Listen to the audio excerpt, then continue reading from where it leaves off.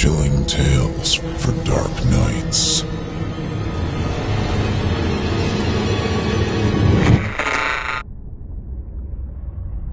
The following performance is a second-round entry in the 2017 Evil Idol voice acting competition.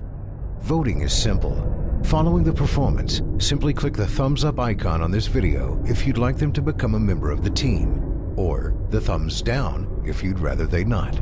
Voting on this entry will conclude 1 week after the date of its posting. Good luck to all of our contestants.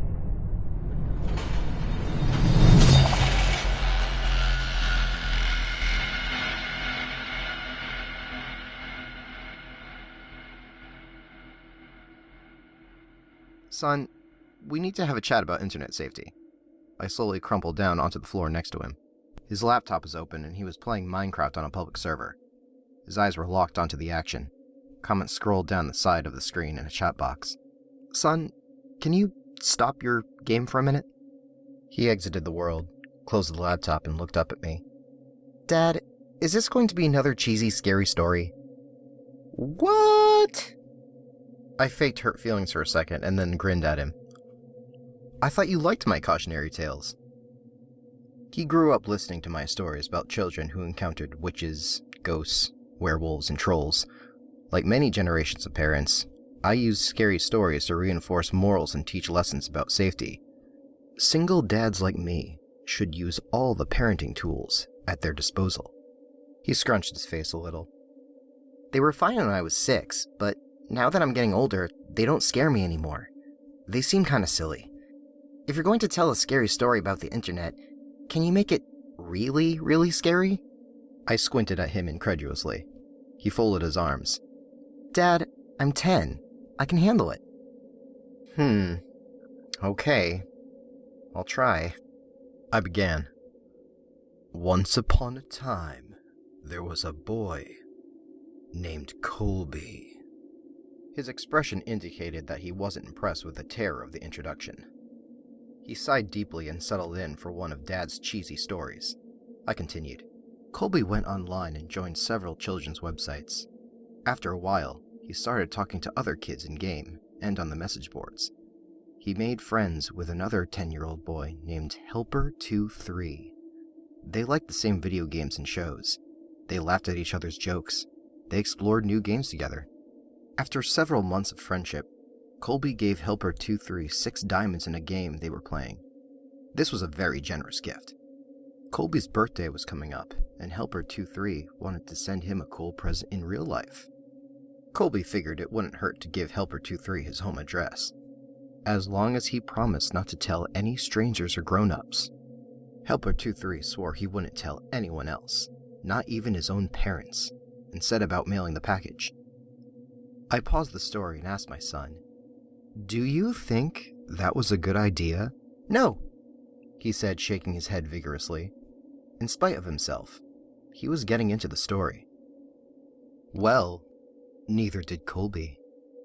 Colby felt guilty about giving away his home address, and his guilt began to grow and grow. By the time he put on his pajamas the next night, his guilt and fear were larger than anything else in his life. He resolved to admit the truth to his parents. The punishment would be steep, but it was worth it to have a clear conscience. He squirmed in his bed as he waited for his parents to tuck him in. My son knew the scary part was coming up. In spite of his tough talk, he leaned forward wide-eyed. I spoke quietly and deliberately.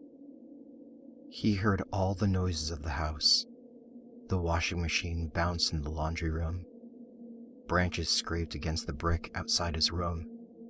His baby brother cooed in the nursery.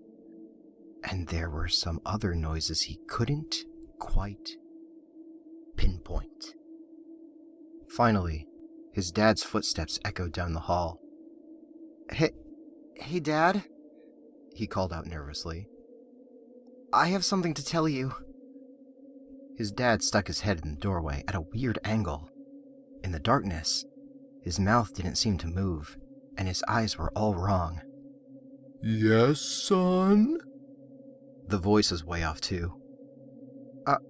Are you okay, Dad?" the boy asked. Uh-huh. Sung the father in his strangely affected voice. Colby pulled his covers up defensively. Is Mom around? Here I am.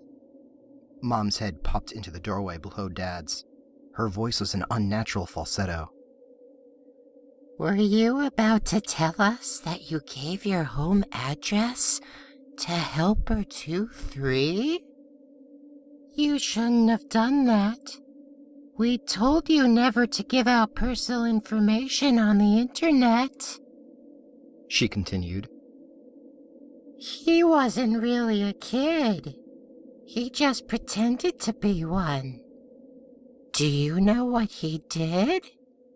He came into our house, broke in, and murdered both of us, just so he could spend more time with you.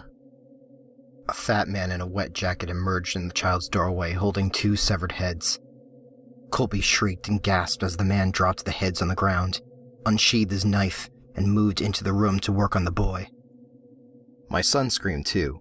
He twisted his hands defensively over his face. But we were just getting started with the story. After several hours, the boy was almost dead, and his screams had become whimpers.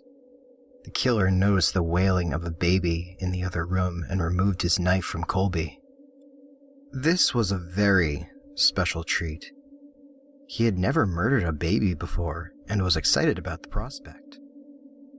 Helper 23 left Colby to die and followed the cries through the house like a homing beacon. In the nursery, he walked up to the crib, picked the baby up, and held it in his arms. He moved towards the changing table to get a better look. But as he held the baby, the crying died down. The baby looked up and smiled. Helper 23 had never held a baby, but he gently bounced it in his arms like a pro.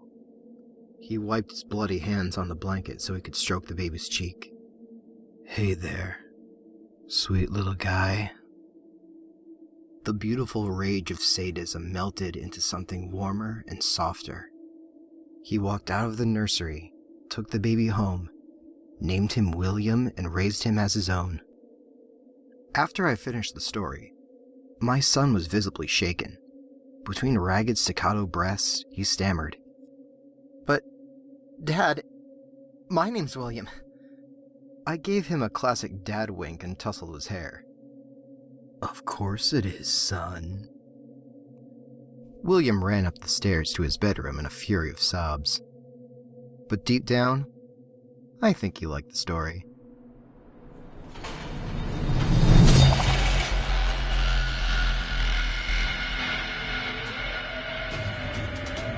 Thank you for listening. If you haven't already, don't forget to cast your vote for this contestant via either a thumbs up or thumbs down vote. New entries will be posted throughout July. Be sure to tune in and vote for each of them and help decide who becomes the next evil idol. In the meantime, turn off the lights and turn on the dark. Chilling tales for dark nights.